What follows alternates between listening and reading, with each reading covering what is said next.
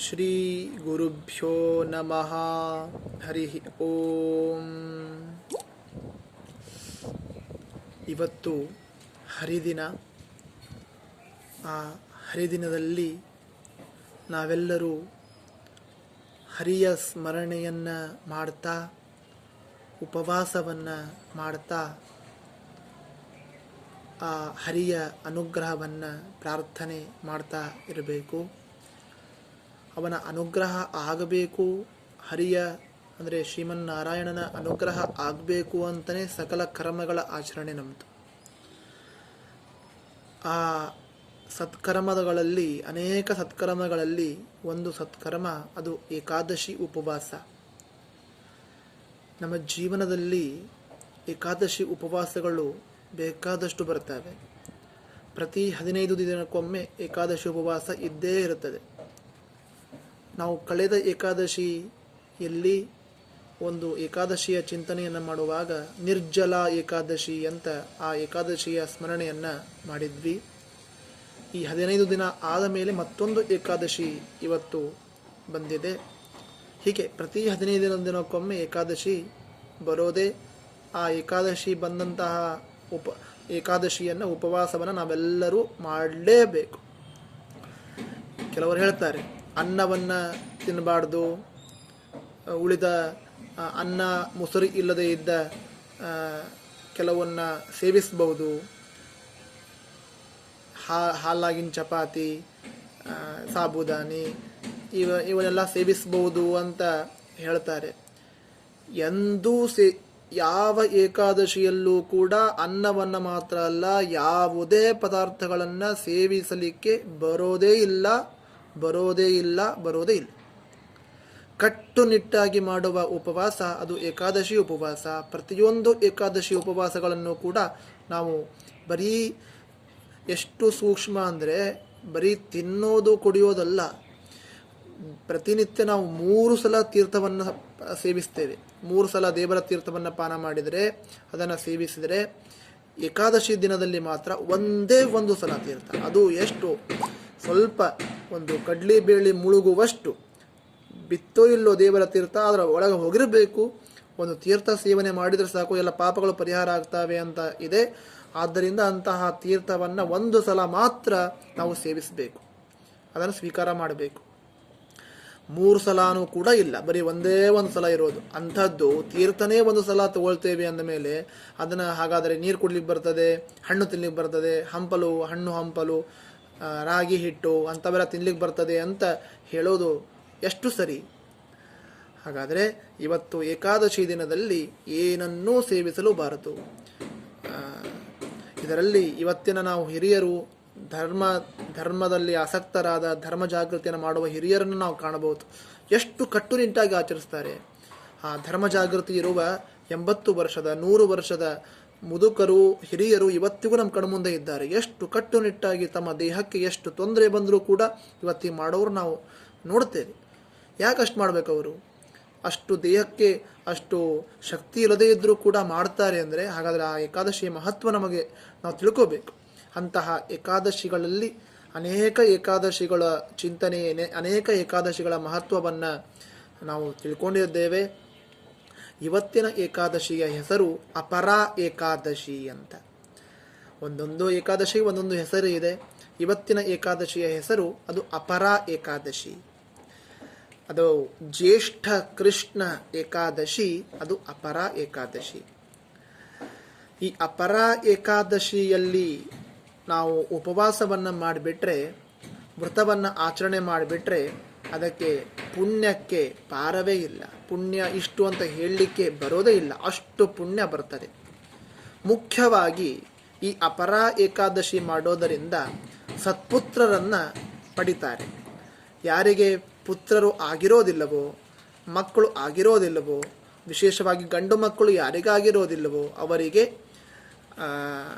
ಪುತ್ರನನ್ನು ಕೊಡು ಅಂತ ದೇವರನ್ನು ಪ್ರಾರ್ಥನೆ ಮಾಡಿ ಈ ಅಪರಾ ಏಕಾದಶಿ ವ್ರತವನ್ನು ಮಾಡಿಬಿಟ್ರೆ ಪುತ್ರನೂ ಬರ್ತಾನೆ, ಜ್ಞಾನವೂ ಬರ್ತದೆ, ಜೊತೆಗೆ ದೇವರ ಅನುಗ್ರಹವೂ ಆಗ್ತದೆ, ಎಲ್ಲವೂ ಸಿಗ್ತದೆ. ಅಪರಾ ಏಕಾದಶಿಯನ್ನು ಮಾಡಿಬಿಟ್ರೆ, ಉಪವಾಸ ಮಾಡಿಬಿಟ್ರೆ ನಮಗೆ ಇಚ್ಛೆ, ಬಯಕೆ, ಏನೋ ಮಗ ಆಗಬೇಕು ಅಂತ ಆಸೆ ಇರ್ತದೋ ಆ ಮಗನ ಕೊರತೆಯೂ ಹೋಗ್ತದೆ. ಮಗನೂ ಬರ್ತಾನೆ. ಜೊತೆಗೆ ಅಷ್ಟೇ ಅಲ್ಲ, ಇದು ಲೌಕಿಕ ಸಂಪತ್ತಾದರೆ ಇನ್ನು ಆಧ್ಯಾತ್ಮಿಕವಾದ ಸಂಪತ್ತು, ಧಾರ್ಮಿಕವಾದ ಸಂಪತ್ತು, ಜ್ಞಾನ, ಭಕ್ತಿ, ವೈರಾಗ್ಯ ಎಲ್ಲವೂ ಕೂಡ ಸಿಗುತ್ತೆ ಈ ಅಪರ ಏಕಾದಶಿಯಿಂದ. ಅದನ್ನೇ ಪುರಾಣ ವಾಕ್ಯ ಹೀಗೆ ಹೇಳುತ್ತದೆ: ಅಪರಾ ನಾಮ ರಾಜೇಂದ್ರ ಅಪರಾ ಪುತ್ರದಾಯಿನಿ. ಪುರಾಣ ಹೇಳುವಂತಹ ಮಾತು, ಎಲ್ಲೋ ರಾಜೇಂದ್ರನೇ, ಎಲ್ಲೋ ರಾಜನೇ, ಅಪರ ಎಂಬ ಏಕಾದಶಿ ಇದು ಒಳ್ಳೆಯ ಪುತ್ರನನ್ನು ತಂದುಕೊಡುವಂತಹ ಏಕಾದಶಿ. ಉಪವಾಸ ಮಾಡಿದರೆ ಒಳ್ಳೆಯ ಸತ್ಪುತ್ರ ರತ್ನ ಹುಡ್ತಾನೆ. ಅಂತಹ ಏಕಾದಶಿ ವಿಶೇಷವಾದ ಏಕಾದಶಿ. ಈ ಏಕಾದಶಿ ಉಪವಾಸವನ್ನು ಎಲ್ಲರೂ ಮಾಡಲೇಬೇಕು. ಅಷ್ಟೇ ಅಲ್ಲ, ಬರೀ ಪುತ್ರರತ್ನ ಅಷ್ಟೇ ಅಲ್ಲ, ಪಾಪಗಳನ್ನು ಪರಿಹಾರ ಮಾಡುವಂತಹ ಶಕ್ತಿ ಈ ಏಕಾದಶಿಗೆ ಇದೆ. ಉಪವಾಸ ಮಾಡಿದರೆ ಪಾಪಗಳನ್ನು ಕಳ್ಕೊಳ್ತೇವೆ. ಏನೇನು ಪಾಪಗಳು? ಸಣ್ಣ ಸಣ್ಣ ಪಾಪಗಳಲ್ಲ, ಸಣ್ಣ ಸಣ್ಣ ಪಾಪಗಳಲ್ಲ, ಮಹಾ ಪಾಪಗಳು ಅಂತ ನಾವು ಕೇಳ್ತೇವೆ. ಯಾವುವು? ಅದನ್ನು ಪುರಾಣ ಹೇಳ್ತದೆ. ಬ್ರಹ್ಮಹತ್ಯಾಭಿಭೂತೋಪಿ ಗೋತ್ರಘಾ ಭ್ರೂಣಘಾ ತಥಾ ಅಪರಾ ಸೇವನಾತ್ರಾಜನ್ ಪಾಪೈಃ ಮುಕ್ತಾ ಭವಂತಿ ತೇ. ಪದ್ಮಪುರಾಣ ಹೇಳುವಂಥ ಮಾತು ಏನಂದರೆ, ಇದರಿಂದ ಬ್ರಹ್ಮಹತ್ಯಾ ದೋಷ ಪರಿಹಾರ ಆಗ್ತದೆ, ಗೋ ಹತ್ಯಾ ದೋಷ ಪರಿಹಾರ ಆಗ್ತದೆ, ಭ್ರೂಣ ಹತ್ಯ, ಪರಸ್ತ್ರೀ ಗಮನ, ವಂಚನೆಗೋಸ್ಕರ ಮೋಸಕ್ಕಾಗಿ ವೇದ ಪಠನ ಮಾಡೋದು ದೊಡ್ಡ ಪಾಪ. ಇದೊಂದು ಕೂಡ ಗುರು ನಿಂದೆ, ಗುರುಗಳನ್ನು ನಿಂದೆ ಮಾಡೋದೇನಿದೆ, ನಾವು 2 ಅಕ್ಷರ ಓದಿ 2 ಅಕ್ಷರ 4 ಅಕ್ಷರಗಳನ್ನು ಕಳೆದು 1-2 ಅಕ್ಷರ ಓದಿದ್ರು ಗುರುಗಳೇ. ಅಂತಹ ಗುರುಗಳನ್ನು ನಿಂದನೆ ಮಾಡೋದೇನಿದೆ, ದೂರ ಮಾಡೋದೇನಿದೆ, ಆ ನಿಂದೆ, ಇವೇ ಮೊದಲಾದ ಸಮಸ್ತ ಪಾಪಗಳನ್ನು ಕಳೆಯುವಂಥ ಒಂದು ತಾಕತ್ತು, ಒಂದು ಶಕ್ತಿ ಈ ಏಕಾದಶಿ ಉಪವಾಸಕ್ಕೆ ಇದೆ. ಅಂತಹ ಉಪವಾಸವನ್ನು ನಾವು ಮಾಡಲೇಬೇಕು. ಮತ್ತೊಂದು ಮಾತು ಹೇಳ್ತದೆ, ಪಾಪದ್ರುಮ ಕುಠಾರೋಯಂ ಪಾಪೇಂಧನದವಾನಲಘಾ ಪಾಪಾಂಧಕಾರತರಣಿಃ ಪಾಪ ಸಾರಂಗ ಕೇಸರಿ. ಪಾಪದ್ರುಮ ಕುಠಾರೋಯಂ, ಪಾಪಗಳು ಎಂಬ ವೃಕ್ಷಕ್ಕೆ ಅನೇಕ ವೃಕ್ಷದಂತೆ ಬೆಳೆದಿದೆ ನಮ್ಮ ಪಾಪಗಳು. ಎಷ್ಟು ಪಾಪಗಳನ್ನು ಮಾಡ್ತೀವಿ ನಮ್ಮ ಜೀವನದಲ್ಲಿ. ಗಿಡ ಬೆಳೆದಂಗೆ ಬೆಳ್ಕೋತ ಹೋಗ್ತದೆ. ಅದು ಒಳ್ಳೆ ಗಿಡನ, ಏನಾದರೂ ಉಪಯೋಗ ಆಗ್ತದ? ಜಾಲಿ ಗಿಡ, ಯಾವುದಕ್ಕೂ ಉಪಯೋಗ ಇಲ್ಲದಂತೆ ಬೆಳೀತಾ ಹೋಗಿರ್ತದೆ ನಮ್ಮ ಪಾಪಗಳು. ಅಂತಹ ಪಾಪಗಳೆಂಬ ವೃಕ್ಷಕ್ಕೆ ಕುಠಾರದಂತೆ, ಕೊಡಲಿಯಂತೆ, ಕೊಡಲಿಯಿಂದ ಹೇಗೆ ಕಡಿತೇವೆ ನಾವು ವೃಕ್ಷಗಳನ್ನು, ಹಾಗೆ ಕುಠಾರದಂತೆ, ಕೊಡಲಿಯಂತೆ ಇರುವಂತಹ ಒಂದು ಉಪವಾಸ, ಅದು ಏಕಾದಶಿ ಉಪವಾಸ. ಅಂದರೆ ಅದು ಈ ಅಪರ ಏಕಾದಶಿ. ಅದು ಉಪವಾಸವನ್ನು ಮಾಡಿದರೆ ಎಲ್ಲ ಪಾಪಗಳು ಸುಟ್ಟು ಭಸ್ಮ ಆಗ್ತವೆ. ಪಾಪೇಂಧನ ದವಾನಲಘಾ. ಮತ್ತೊಂದು, ಪಾಪಗಳೆಂಬ ಇಂಧನಕ್ಕೆ ದವಾನಲ, ಕಾಡ್ಗಿಚ್ಚು ಇದ್ದಂತೆ. ಇದು ಅಪರ ಏಕಾದಶಿ ಅಂದರೆ ಕಾಡ್ಗಿಚ್ಚು ಇದ್ದಂತೆ, ಪಟ ಪಟ ಪಟ ಸುಟ್ಟು ಬೂದಿ ಮಾಡಿಬಿಡ್ತದೆ. ಆಮೇಲೆ ಪಾಪಾಂಧಕಾರ ತರಣಿಹಿ, ಅಂಧಕಾರಕ್ಕೆ ಸೂರ್ಯ ಹೇಗೋ, ಸೂರ್ಯ ಬಂದ ತಕ್ಷಣ ಅಂಧಕಾರ ಹೇಗೆ ನಾಶ ಆಗ್ತದೋ, ಕತ್ತಲೆ ಹೋಗ್ತದೋ, ಹಾಗೆ ಈ ಅಪರ ಏಕಾದಶಿಯನ್ನು ಮಾಡಿಬಿಟ್ರೆ ನಮ್ಮ ಅಜ್ಞಾನ ಎಲ್ಲ ನಾಶ ಆಗ್ತದೆ, ಕತ್ತಲೆ ಹೋಗ್ತದೆ. ಪಾಪ ಸಾರಂಗ ಕೇಸರಿ, ಸಾರಂಗಕ್ಕೆ ಕೇಸರಿ, ಜಿಂಕೆಗೆ ಸಿಂಹ ಹೇಗೆ ಶ್ರೇಷ್ಠವೋ, ಅಂದರೆ ಸಿಂಹ ಬಂದರೆ ಸಾರಂಗ ಹೇಗೆ ಓಡಿ ಹೋಗ್ತದೋ, ಜಿಂಕೆ ಹೇಗೆ ಓಡಿ ಹೋಗ್ತದೋ, ಹಾಗೆ ಅಪರ ಏಕಾದಶಿ ಉಪವಾಸವನ್ನು ಮಾಡಿಬಿಟ್ರೆ ನಮ್ಮ ಪಾಪಗಳೆಲ್ಲ ಸುಟ್ಟು ಭಸ್ಮ ಆಗ್ತವೆ, ಓಡಿ ಹೋಗ್ತಾವಂತೆ. ಅಷ್ಟು ಒಂದು ಪಾವಿತ್ರ್ಯ, ಅಷ್ಟು ಒಂದು ಮಹತ್ವ ಈ ಅಪರ ಏಕಾದಶಿ ವ್ರತಕ್ಕೆ ಇದೆ. ಅಂತಹ ಅಪರ ಏಕಾದಶಿ ವ್ರತವನ್ನು ಆಚರಿಸಿ ನಾವೆಲ್ಲರೂ ಕೂಡ ಭಗವಂತನ ಅನುಗ್ರಹವನ್ನು ಪ್ರಾರ್ಥನೆ ಮಾಡೋಣ, ಉಪವಾಸವನ್ನು ಮಾಡೋಣ. ಏನಾದರೂ ಸ್ವಲ್ಪ ತಿನ್ಲಿಕ್ಕೆ ಬರ್ತದೆ ಅನ್ನೋ ವಿಚಾರವನ್ನು ಮೊದಲು ಬಿಡೋಣ. ಏನೂ ತಿನ್ಲಿಕ್ಕೆ ಬರೋದಿಲ್ಲ. ಅವತ್ತು ತಿಂದದ್ದು, ಅವತ್ತು ಕುಡಿದದ್ದು ಯಾವುದಕ್ಕೆ ಸಮಾನ ಅನ್ನೋದು ನಿಮಗೆಲ್ಲರಿಗೂ ಗೊತ್ತು. ಆದ್ದರಿಂದ ಅಂಥ ಪಾಪಕ್ಕೆ ಗುರಿಯಾಗೋದು ಬೇಡ.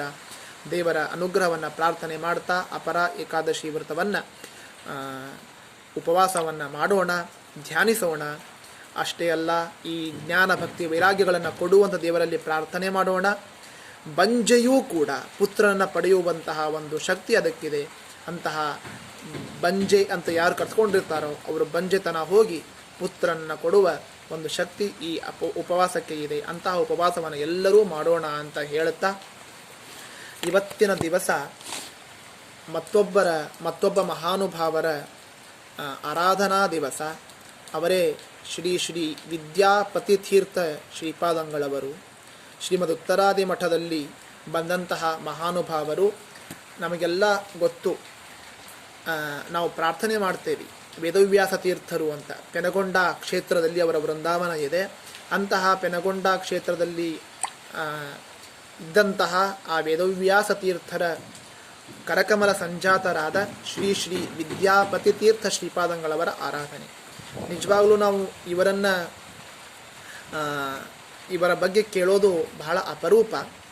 ಅಂತಹ ಆ ವಿದ್ಯಾಪತಿತೀರ್ಥ ಶ್ರೀಪಾದಂಗಳವರ ಮಹಾತ್ಮೆ ಕೇಳಬೇಕು ಅಂದರೆ ಅವರ ಹೆಸರಿಗೆ ತಕ್ಕಂತೆ ವಿದ್ಯಾಪತಿ ತೀರ್ಥರು ಅಂದರೆ ನಿಜವಾಗಲೂ ವಿದ್ಯಾವಂತರೇ ಅವರು. ಆ ವೇದವ್ಯಾಸ ತೀರ್ಥರ ಅನುಗ್ರಹದಿಂದ ಬಂದಂತಹ ವಿದ್ಯೆ ಅದು. ನಮಗೆಲ್ಲ ಕತೆ ಗೊತ್ತು. ವೇದವ್ಯಾಸ ತೀರ್ಥರ ಕೌಪಿನ ಅಗ್ನಿಯಲ್ಲಿ ಹಾಕಿದರೂ ಕೂಡ ಸುಳ್ಳಿಲ್ಲ ಅಂತ. ಯಾಕೆಂದರೆ ಅವರ ಒಂದು ಸನ್ಯಾಸ ಧರ್ಮ ಎಷ್ಟು ಗಟ್ಟಿಯಾಗಿದೆ ಅಂತ ನೋಡಲಿಕ್ಕೆ ಅಂತಲೇ ಮಾಡಿದಂಥ ಪರೀಕ್ಷೆ ಅದು. ಆ ಪರೀಕ್ಷೆ ಮಾಡಿಸಿದವನೇ ಒಬ್ಬ ರಾಜನ ಸೇವಕ ಚಿಕ್ಕಣ್ಣ ಅಂತ. ಚಿಕ್ಕಣ್ಣ ತಾನು ಹೋಗಿ ವೇದವ್ಯಾಸ ತೀರ್ಥರ ಆಸ್ಥಾನಕ್ಕೆ ಬಂದು, ನಿಮ್ಮ ಒಂದು ಸನ್ಯಾಸ ದೀಕ್ಷೆ ಎಷ್ಟು ಚೆನ್ನಾಗಿದೆ ಅಂತ ನಾವು ನೋಡಬೇಕು ಅಂತ ಹೇಳಿ ಕರೆಸಿ ರಾಜನ ಆಸ್ಥಾನದಲ್ಲಿ ಕೂಡಿಸಿ ಅವರನ್ನು ಏನೋ ಎಷ್ಟು ಕೌಪಿನ ಶುದ್ಧಿ ಇದೆ ಅಂತ, ಎಂಥ ಸನ್ಯಾಸ ಧರ್ಮ ಹೇಗಿದೆ ಅಂತ ನೋಡಲಿಕ್ಕೆ ಅಂತ ಅವರನ್ನು ಕರೆಸಿ ಕೌಪಿನವನ್ನು ಸುಟ್ಟು, ಎಷ್ಟು ಅಗ್ನಿಯಲ್ಲಿ ಹಾಕಿದರೂ ಕೌಪಿನ ಸುಡಲಿಲ್ಲ. ಅದನ್ನೇ ನದಗ್ಧಂ ಯಸ್ಯ ಕೌಪೀನಂ ಅಗ್ನೌ ದತ್ತಮಪಿಸ್ಫುಟಂ ವೇದವ್ಯಾಸ ಗುರುಂ ನೌಮಿ ಶ್ರೀ ವೇದೇಶ ನಮಸ್ಕೃತಂ ಅಂತ ವೇದವ್ಯಾಸ ತೀರ್ಥರ ಪ್ರಾರ್ಥನೆ ಮಾಡ್ತೇವೆ. ಅಂತಹ ವೇದವ್ಯಾಸ ತೀರ್ಥರ ಕೌಪಿನ ಸುಡದೆ ಹಾಗೆ ಇತ್ತಂತೆ. ಎಲ್ಲರಿಗೂ ಆಶ್ಚರ್ಯ. ಅದನ್ನು ಪರೀಕ್ಷೆ ಮಾಡಿದವನು ಚಿಕ್ಕಣ್ಣ ಎಂಬ ಅವ ಸ್ಮಾರ್ತ ಪರಮ ಕೋವಿದಾವ ಅಂತ. ಸ್ಮಾರ್ತನಾದರೂ ಕೂಡ ಒಳ್ಳೆ ಬುದ್ಧಿವಂತ. ಅಂತಹ ಈ ವೇದವ್ಯಾಸ ತೀರ್ಥನ ಮಹಿಮೆಯನ್ನು ನೋಡಿ ಆಶ್ಚರ್ಯಪಟ್ಟು ಸಂತೋಷಪಟ್ಟು ಅವರ ಬಗ್ಗೆ ಭಕ್ತಿಯನ್ನು ಜಾಗೃತಗೊಳಿಸಿ ಭಕ್ತಿ ಹೆಚ್ಚಾಗಿ ಆ ವೇದವ್ಯಾಸ ತೀರ್ಥರ ಹತ್ತಿರ ಬಂದು, ನಾನು ನಿಮ್ಮ ಶಿಷ್ಯನಾಗ್ತೇನೆ ಅಂತ ಹೇಳಿ ಶಿಷ್ಯನಾಗಿದ್ದಾನೆ. ಚಿಕ್ಕಣ್ಣ ಎಂಬುವವ ಶಿಷ್ಯನಾಗಿದ್ದಾನೆ. ಆ ಶಿಷ್ಯನಿಗೆ ನಮ್ಮನ್ನು ಕ್ಷಮಾ ಮಾಡಬೇಕು ಸ್ವಾಮಿ, ನಿಮ್ಮ ಬಗ್ಗೆ ನಾನು ಗೊತ್ತಿಲ್ಲದೆ ಏನೇನೋ ಹೇಳಿಬಿಟ್ಟೆ, ಕೌಪಿನ ಶುದ್ಧಿ ಅದನೋ ಇಲ್ಲೋ ಎಲ್ಲ ಮಾತಾಡಿಬಿಟ್ಟೆ, ನಮ್ಮ ಅನುಗ್ರಹ ಮಾಡಬೇಕು ಅಂತ ಕ್ಷಮಾ ಕೇಳಿ ಅನುಗ್ರಹ ಪಡೆದುಕೊಂಡು ತಾನು ಶಿಷ್ಯತ್ವವನ್ನು ವಹಿಸಿದ್ದಾನೆ. ಆ ಚಿಕ್ಕಣ್ಣನಿಗೆ ವೇದವ್ಯಾಸ ತೀರ್ಥರು ಆಶ್ರಮವನ್ನು ಕೊಟ್ಟು, ಸನ್ಯಾಸಾಶ್ರಮವನ್ನು ಕೊಟ್ಟು ಶ್ರೀ ವಿದ್ಯಾಪತಿ ತೀರ್ಥರು ಅಂತ ನಾಮಕರಣವನ್ನು ಮಾಡ್ತಾರೆ. ವಿದ್ಯಾಪತಿ ತೀರ್ಥರು ದೊಡ್ಡ ವಿದ್ವಾಂಸರು. ಆಶ್ರಮ ಆದ ಮೇಲೆ ಅಣು ಸಂಸ್ಥಾನವನ್ನು ಕೊಟ್ಟು ಸಂಚಾರಕ್ಕೆ ಕಳಿಸ್ತಾರೆ. ಸಂಚಾರಕ್ಕೆ ಕಳಿಸಿದಾಗ ದೊಡ್ಡ ದೊಡ್ಡ ಕಾರ್ಯಗಳನ್ನು ಮಾಡ್ತಾ ಆ ವಿದ್ಯಾಪತಿ ತೀರ್ಥರು ಇಡ್ತಾರೆ. ಹೋಗುವಾಗ ಆ ಅಣುಸಂಸ್ಥಾನವನ್ನು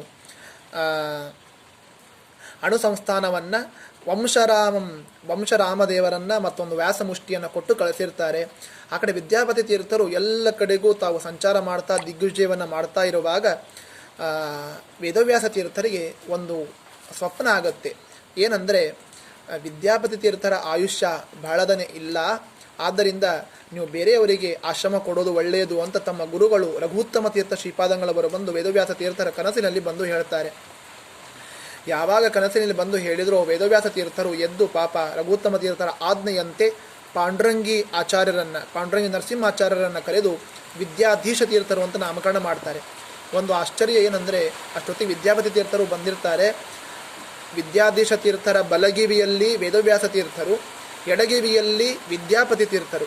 ಹೀಗೆ ಇಬ್ಬರು ಸ್ವಾಮಿಗಳು ಒಟ್ಟಿಗೆ ಉಪದೇಶ ಮಾಡಿದ ಒಂದು ಚರಿತ್ರೆ ಇವರೊಬ್ಬರಲ್ಲೇ ನಾವು ಕೇಳ್ತೇವೆ. ವಿದ್ಯಾಪತಿ ತೀರ್ಥರು ಕೂಡ ಎಡಗಿವಿಯಲ್ಲಿ ಉಪದೇಶ ಮಾಡ್ತಾರೆ, ಬಲಗಿವಿಯಲ್ಲಿ ವೇದವ್ಯಾಸ ತೀರ್ಥರು ಉಪದೇಶ ಮಾಡ್ತಾರೆ. ಇಬ್ಬರೂ ಉಪದೇಶ ಮಾಡಿ ಶ್ರೀ ವಿದ್ಯಾಧೀಶ ತೀರ್ಥರು ಅಂತ ನಾಮಕರಣ ಮಾಡ್ತಾರೆ. ಅವರೇ ವಿದ್ಯಾಧೀಶ ತೀರ್ಥರು. ಇವತ್ತಿಗೆ ನಾವು ಆರಾಧನೆಯನ್ನು ಮಾಡ್ತಾ ಇದ್ದೇವೆ. ಅತ್ಯದ್ಭುತವಾದ ವಾಕ್ಯಾರ್ಥ ಚಂದ್ರಿಕಾ ಗ್ರಂಥವನ್ನು ಜಗತ್ತಿಗೆ ಕೊಟ್ಟವರು. ಅಂತಹ ವಿದ್ಯಾಧೀಶ ತೀರ್ಥರ ಗುರುಗಳು ಅವರು ವಿದ್ಯಾಪತಿ ತೀರ್ಥರು.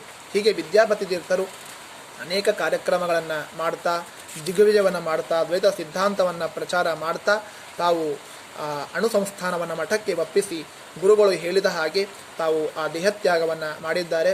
ಇವತ್ತಿನ ರಾಯವೆಲ್ಲೂರು ತಮಿಳುನಾಡಿನ ಪ್ರದೇಶದಲ್ಲಿ, ತಮಿಳುನಾಡಿನಲ್ಲಿ ಅವರ ವೃಂದಾವನ ಅಲ್ಲಿದೆ, ವೆಲ್ಲೂರಿನಲ್ಲಿ ಇದೆ. ಮತ್ತೊಂದು ವಿಶೇಷ ಏನಂದರೆ, ಆ ವೆಲ್ಲೂರಿನಲ್ಲಿ 3 ಆಡಳಿತ ಇದೆ. ಒಂದು ಶ್ರೀಮದ್ ಉತ್ತರಾದಿ ಮಠದ ಆಡಳಿತ, ರಾಯರ ಮಠದ ಆಡಳಿತ, ವ್ಯಾಸರಾಜ ಮಠದ ಆಡಳಿತ. ಅಲ್ಲೇ ಸತ್ಯಾದಿರಾಜ ತೀರ್ಥರ ವೃಂದಾವನ ಹಾಗೂ ವಿದ್ಯಾಪತಿ ತೀರ್ಥರ ವೃಂದಾವನ ಉತ್ತರಾದಿ ಮಠಕ್ಕೆ ಸಂಬಂಧಪಟ್ಟದ್ದು, ಕಂಬಾಲೂರು ರಾಮಚಂದ್ರ ತೀರ್ಥರು ಅಂತ ವ್ಯಾಸರಾಜ ಮಠಕ್ಕೆ ಸಂಬಂಧಪಟ್ಟದ್ದು, ಮತ್ತು ರಾಯರ ವೃಂದಾವನವೂ ಇದೆ. ಹೀಗೆ 3 ಜನರ ಆ 3 ಮಠಗಳ ಆಡಳಿತ ಆ ಪ್ರದೇಶದಲ್ಲಿ ಇದೆ. ಅದೊಂದು ವಿಶೇಷ. ಅಂತಹ ವಿದ್ಯಾಪತಿ ತೀರ್ಥರ ಸ್ಮರಣೆ. ವೇದೌ ವ್ಯಾಸಕರಾಬ್ಜೋತ್ಥಃ ವಿದ್ಯಾಧೀಶೋಪದೇಶಕಃ ವಿದ್ಯಾಪತಿರ್ದಿಶತು ಮೇ ವಿದ್ಯಾಮಾದ್ಯಾಂ ಸದಾ ಜಯೀ. ವೇದವ್ಯಾಸ ತೀರ್ಥರ ಕರಕಮಲ ಸಂಜಾತರಾದ ಮತ್ತು ವಿದ್ಯಾಧೀಶ ತೀರ್ಥರಿಗೆ ಉಪದೇಶಕರಾದ, ಶ್ರೇಷ್ಠವಾದ ವಿದ್ಯೆಯುಳ್ಳ, ಯಾವಾಗಲೂ ವಿಜಯಿಗಳಾದ, ವಿದ್ಯೆ ಉಳ್ಳದ್ದರಿಂದಲೇ ಯಾವಾಗಲೂ ವಿಜಯಿಗಳಾದ ಆ ವಿದ್ಯಾಪತಿ ತೀರ್ಥರು ನಮಗೆಲ್ಲ ವಿಶೇಷವಾದ ಜ್ಞಾನವನ್ನು ಕೊಟ್ಟು ಕರುಣಿಸಲಿ, ಅನುಗ್ರಹಿಸಲಿ ಅಂತ ಪ್ರಾರ್ಥನೆ.